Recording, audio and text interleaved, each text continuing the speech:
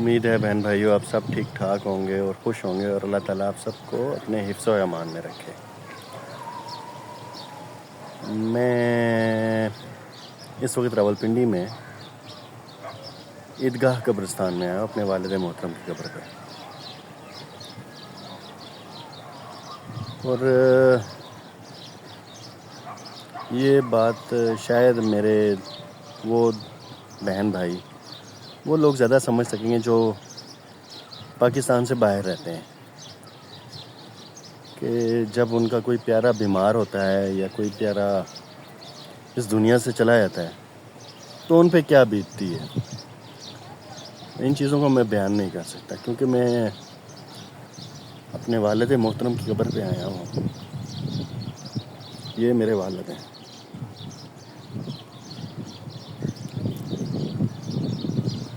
ان کا سایہ ہی میرے لیے بہت تھا، اور جب والد جاتے ہیں تو انسان خالی سا ہو جاتا ہے، بالکل اس کو سمجھ نہیں لگتی کہ وہ کیا کرے گا وہ اس دنیا میں، مطلب کہ وہ کیسے اپنا گزارا کرے گا۔ اور یہ سچ ہی کہا گیا ہے کیونکہ جب تک تو ہمارے والد ہیں، زندہ والدین ہیں، تو ہم لوگوں کو قدر نہیں ہوتی۔ ہم لوگ کہتے ہیں یار موت سے بے خبر رہتے ہیں ہمیں موت کی پتہ ہوتا ہے کہ ہاں موت آنی ہے، لیکن ہم نے موت کو اپنی مطلب کہ ذہن میں نہیں رکھا ہوتا، یا اس کو اپنی آپ کہہ سکتے ہیں کہ لسٹ میں نہیں ڈالا ہوتا، یا ہم نے اس کو یاد نہیں کیا ہوتا۔ لیکن جب ہمارے کوئی اپنے چلے جاتے ہیں نا تو ہمیں پھر احساس ہوتا ہے کہ نہیں یہ تو آئی ہے، اور یہ آپ کو پھر اس وقت صحیح طریقے سے پتہ چلتا ہے۔ تو مجھے تو اچانک سے خبر آئی تھی کہ میرے والد صاحب کا انتقال ہو گیا ہے صبح کے ٹائم۔ سب سے پہلے تو کیا ہوتا ہے کہ ہم پردیسیوں کے لیے ہمیں وہاں سے آنے کے لیے بہت مشکل ہوتی ہے کہ فلائٹ کیسے ملے گی، کیا کریں گے۔ چلو پیسوں کا تو ارینج کر لیتے ہیں، لیکن سب سے بڑی مشکل ہوتی ہے کہ آنے کا، کہ فلائٹ ہمیں ملے گی ٹائم پہ کہ نہیں ملے گی۔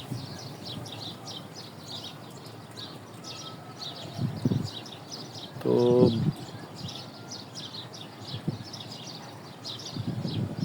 الفاظ نہیں ہیں بیان کرنے کے۔ خدمت تو ہم ان کی کرنے سے رہے کیونکہ ہم پردیس میں، وہ بیچارے یہاں پہ، اور جب خدمت کا ٹائم ہوتا ہے یا خدمت کرنے کا ٹائم ہوتا ہے تو ہم لوگ مجبوریوں کے مارے پردیس میں چلے جاتے ہیں، وہاں پہ کام کرتے ہیں کہ گھر والے خوش رہیں گے، پھر یہاں پر ہم کو یہ چیزیں دیکھنے کو مل رہی ہیں۔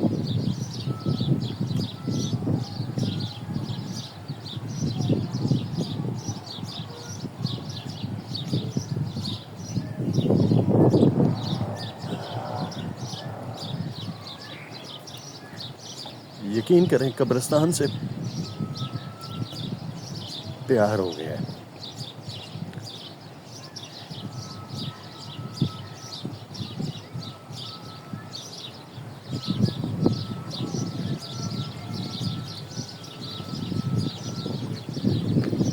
جب کوئی اپنا بہت قریبی یہاں پہ آ جائے نا تو پھر واقعی آپ کو قبر سے بلکہ قبرستان سے آپ کو پیار ہو جاتا ہے، آپ کو ڈر نہیں لگتا یہاں پہ۔